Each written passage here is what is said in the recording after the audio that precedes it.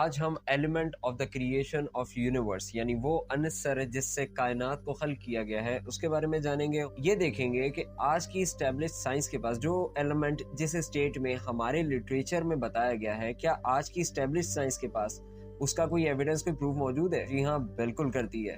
International space agencies نے باقاعدہ اس چیز کو تسلیم کیا ہے کہ وہی ایلیمنٹ اسی اسٹیٹ میں موجود ہے کہ اللہ تعالیٰ نے اس زمین و آسمان کو خلق کیا. لیکن ایک سوال ضرور ذہن میں آتا ہوگا کہ کس شے سے خلق کیا. السلام علیکم and welcome back in library. آج ہم element of the creation of universe یعنی وہ عنصر ہے جس سے کائنات کو خلق کیا گیا ہے اس کے بارے میں جانیں گے، غور و فکر کریں گے، دریافت کریں گے اور یہ دیکھیں گے کہ آج کی اسٹیبلش سائنس کے پاس جو ایلیمنٹ جس اسٹیٹ میں ہمارے لٹریچر میں بتایا گیا ہے، کیا آج کی اسٹیبلش سائنس کے پاس اس کا کوئی ایویڈنس، کوئی پروف موجود ہے؟ کیا وہ ایگری کرتی ہے اس اسٹیٹمنٹ سے جو ہمارے لٹریچر میں موجود ہے؟ تو جی ہاں، بالکل کرتی ہے. انٹرنیشنل اسپیس ایجنسیز نے باقاعدہ اس چیز کو تسلیم کیا ہے کہ وہی ایلیمنٹ اسی اسٹیٹ میں موجود ہے اسپیس میں جو ذکر ہماری کتابوں میں ملتا ہے.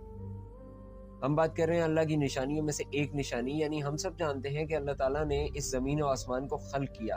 لیکن ایک سوال ضرور ذہن میں آتا ہوگا کہ کس شے سے خلق کیا. یہ سوال تاریخ میں بہت پوچھا گیا ہے. یہی سوال کوفے کی مسجد میں حضرت علی مشکل کشا شیر خدا سے ایک شخص نے پوچھا تھا، ایک شامی نے پوچھا تھا. یہ حدیث موجود ہے کتاب عیون الاخبار الرضا والیوم 1 پیج نمبر 475 کے باب نمبر 24 کی حدیث نمبر 1 میں. ایک شامی مسجد کوفہ میں حضرت علی سے یہ سوال کرتا ہے کہ یا علی یہ بتائیے آسمان کو، اللہ تعالیٰ نے پہلے آسمان کو کس شے سے خلق کیا؟ تو حضرت علی بیان فرماتے ہیں کہ آسمان کو پانی کے بخارات یعنی واٹر ویپر سے بنایا گیا. اب اس بات میں کتنی سچائی ہے، کیونکہ ہم اچھے طریقے سے جانتے ہیں کہ ٹیمپریچر آف دا یونیورس جو ہے، ٹیمپریچر آف دا اسپیس جو ہے، یہ -270.45 ڈگری سینٹی گریڈ ہے. اتنے ٹیمپریچر میں تو پانی ویپرائزڈ فارم میں رہ ہی نہیں سکتا. اور مزید اگر ہم قرآن مجید میں غور کریں، جیسا قرآن مجید ارشاد فرماتا ہے سورہ محمد آیت نمبر 24 میں کہ کیا یہ لوگ قرآن میں تدبر نہیں کرتے؟ تو چلیے ہم قرآن میں تدبر کرتے ہیں اور دیکھتے ہیں اس بارے میں ہمیں اور کیا ملتا ہے. تو سورہ ہود کی آیت نمبر 7 ہے، اور وہی ہے جس نے آسمانوں اور زمین کو 6 ایام میں بنایا اور اس کا عرش پانی پر تھا. یعنی جب آسمان و زمین کو اللہ تعالیٰ خلق کر رہا تھا تو اللہ تعالیٰ کا جو عرش ہے وہ پانی پہ تھا. تو یہاں پانی تو ہمیں ملتا ہے، حضرت علی کے قول میں بھی ملتا ہے، قرآن مجید میں بھی ملتا ہے. تصدیق ہو جاتی ہے، ظاہر سی بات ہے قرآن مجید کا علم ہی حضرت علی شیر خدا کے پاس موجود ہے، تو ان کا قول تو قرآن سے ٹکرا نہیں سکتا. تو یہاں پانی ہمارے لیے ایلیمنٹ کا کام کر رہا ہے اور پانی پر اللہ تعالیٰ کا تخت موجود ہے. اب اس سے کیا مراد ہے؟ تو اس کے لیے ہم قرآن مجید کی ایک تفسیر میں غور کرتے ہیں. تفسیر نور الثقلین والیوم 4 پیج نمبر 289 میں امام جعفر صادق علیہ الصلوۃ والسلام کی ایک حدیث موجود ہے. وہ اس آیت کی تفسیر کرتے ہیں کہ عرش پانی پر تھا. اس سے مراد یہ نہیں ہے کہ فزیکل عرش جو ہے اللہ تعالیٰ کا، فزیکل تخت جو ہے اللہ تعالیٰ کا، وہ پانی پہ تھا، یا آسمان عرش جو ہے وہ پانی پہ تھا. اس سے کیا مراد ہے؟ امام جعفر صادق کی حدیث تفسیر نور الثقلین میں موجود ہے کہ اس سے مراد ہے اللہ تعالیٰ نے اپنے علم اور اپنے دین کو پانی پہ مسلط کیا. یعنی جب کریشن آف دا یونیورس چل رہی تھی تو پانی موجود تھا جس سے کریشن ہو رہی تھی، اور اس پہ اللہ تعالیٰ نے اپنے دین کو، اپنے علم کو مسلط کر رکھا تھا. مزید اگر آگے چلتے ہیں تو سورہ نحل کی آیت نمبر 65 میں یہ ہے، اور خدا ہی نے آسمان سے پانی برسایا، پھر اس نے زمین کو اس کے مرنے کے بعد زندہ کیا، بے شک اس میں سننے والوں کے لیے نشانی ہے. تو جیسا ہم نے شروعات میں کہا تھا the element of creation اور نشانی اللہ تعالیٰ کی ہم ڈھونڈیں گے تو اللہ تعالیٰ یہاں سورہ نحل آیت نمبر 65 میں ارشاد فرماتے ہیں کہ وہی ہے جس نے آسمان سے پانی کو برسایا اور زمین الارض کو مرنے کے بعد زندہ کیا. اس سے ہم دیکھنا چاہیں گے، سمجھنا چاہیں گے کہ اسپیس میں کہیں نہ کہیں پانی موجود ہونا چاہیے، اور وہاں یہ شرط بھی پوری ہونی چاہیے کہ وہاں پہ الارض یعنی زمین اور اسپیس جو ہے، آسمان جو ہے، جو اسپیس فیبرک ہے وہ کریٹ ہو رہا ہو، اور وہاں پہ پانی جو حضرت علی کی حدیث جو عیون الاخبار الرضا والیوم 1 میں باب نمبر 24 کی حدیث نمبر پہلی ہے 1 ہے، اس میں حضرت علی ارشاد فرماتے ہیں کہ اللہ تعالیٰ نے آسمان کو، پہلے آسمان کو واٹر ویپر سے، پانی کے بخارات سے خلق کیا. تو چلیں اب یہ دیکھتے ہیں کہ اسٹیبلش سائنس کے پاس جو نشانی مولا علی مشکل کشا نے بیان فرمائی تھی اور اللہ تعالیٰ نے قرآن میں ارشاد فرمایا ہے، کیا وہ نشانی اسپیس میں انٹرنیشنل اسپیس ایجنسیز کو کہیں ملی ہے، اسٹیبلش سائنس کو کہیں ملی ہے؟ تو سب سے پہلے ذکر کرتے ہیں द ओराइन नेबुला का। ओराइन नेबुला जो ओराइन कॉन्स्टेलेशन में मौजूद है। कॉन्स्टेलेशन क्या होती है?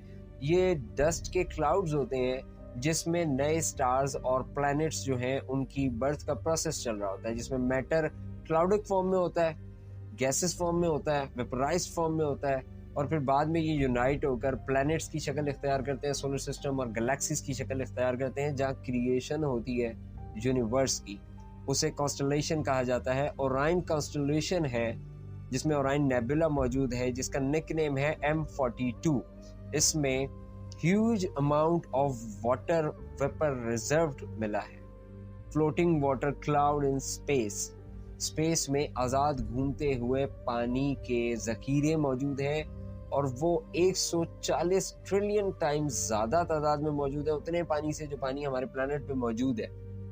ये एक एग्जांपल हो गई। आगे एग्जांपल दूसरी देते हैं। APM 08279 + 5255। थोड़ा सा नाम डिफिकल्ट है, दोबारा इसको मैं बोल देता हूँ। APM 08279 + 5255, जो कि लोकेटेड है कॉन्स्टेलेशन लेनेक्स में। ये क्या है? ये 12 लाइट ईयर अवे है हमारे प्लैनेट अर्थ से, 12 billion light year away, 12 billion light year के फासले पे प्लैनेट अर्थ से मौजूद है। और यहाँ पे एक ब्लैक होल मौजूद है जिसकी एक्रीशन डिस्क, यानी ब्लैक होल को जब आपने तस्वीरों में देखा होगा, एक मूवी इंटरस्टेलर बहुत फेमस है जिसमें परफेक्ट मॉडल पेश किया गया था ब्लैक होल का। तो इस जगह पर 12 billion light year away planet earth से एक ब्लैक होल मौजूद है जिसकी एक्रीशन डिस्क, जिसके अंदर मैटर जो है वो पिघला हुआ मादा और अनासिर जो घूम रहे होते हैं, उसके अंदर इस तरह का एटमॉस्फेयर है कि वहां पर पानी के रिजर्व उस ब्लैक होल के एक्रीशन डिस्क में मौजूद है। ब्लैक होल क्या चीज होती है? जैसा कि आप सब ब्लैक होल के बारे में अच्छी तरह जानते हैं कि ब्लैक होल में कोई भी चीज, कोई भी स्टार, कोई भी प्लैनेट अगर उसकी रेंज में आता है तो वो उसकी डेथ हो जाती है, क्योंकि ब्लैक होल जो है कंज्यूम कर लेता है हर तरह के मैटर को, हर तरह के पार्टिकल को अपने अंदर। डेथ हो जाती है और उसकी एक्रीशन डिस्क में वो बाहर निकालता है रेडिएशन के साथ इसी मैटर को, और उसी एक्रीशन डिस्क से जो क्लाउड्स प्रोड्यूस होते हैं उन्हीं से बाद में बर्थ होती है नई जमीनों की, नई प्लैनेट्स की, नए स्टार्स की, नई कॉन्स्टेलेशंस की। तो जिसका जिक्र हमने किया, और इसके बाद आगे बढ़ते हुए जिक्र करेंगे V883 और राइनस की, जो कि रफली 1350 लाइट ईयर अवे है प्लैनेट अर्थ से कॉन्स्टेलेशन ओराइन में। और ये एक यूनिक किस्म का प्रोटोस्टार है जिसका टेम्परेचर इतना काफ़ी है कि इसके अंदर जो एक्रेशन डिस्क है, इसका एटमॉस्फेयर, इस ब्लैक होल का एटमॉस्फेयर इतना यूनिक है कि इसके एक्रेशन डिस्क में जो वाटर है ना वो बिल्कुल वेपर की फॉर्म में है।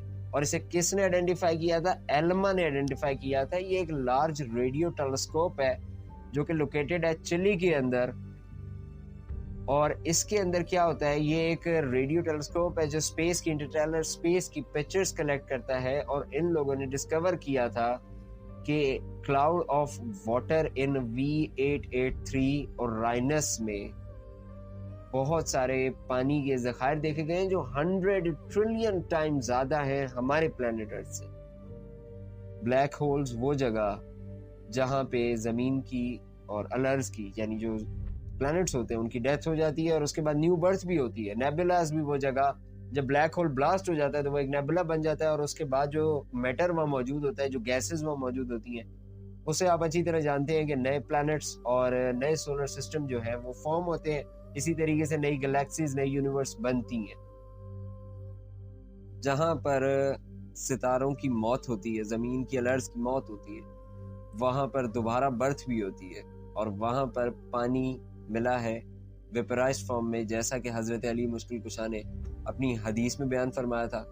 जिस तरीके से अल्लाह ताला ने कुरान में निशानियाँ दे रखी थी, वो बिल्कुल स्टैब्लिश साइंस ने वेरीफाई किया। अब कमेंट सेक्शन में आप ज़रूर बताइएगा कि क्या आपको ये अल्लाह की निशानी मालूम नहीं होती? क्या आपने इस पे गौर किया और ये जानने की कोशिश की कि बेशक वो अल्लाह ही है जो अपनी निशानियों को हमारे लिए रखता है और कायम रखता है? नेक्स्ट निशानी, नेक्स्ट वीडियो में जो हम फाइंड आउट करेंगे, इसी प्लैनेट अर्थ पे अल्लाह ताला की एक निशानी جو قرآن مجید میں اللہ تعالیٰ نے ارشاد فرمائی تھی، جو اس کی وحدانیت کی، اس کی عظمت کی، اس کی قدرت کی چیخ چیخ کی گواہی دیتی ہے، اس نشانی کو اسی پلانٹ ارتھ پہ انشاءاللہ دریافت کریں گے۔ تب تک کے لیے دعاؤں میں یاد رکھیے گا اور اپنے بھائی کو اجازت دیجیے۔ فی امان اللہ۔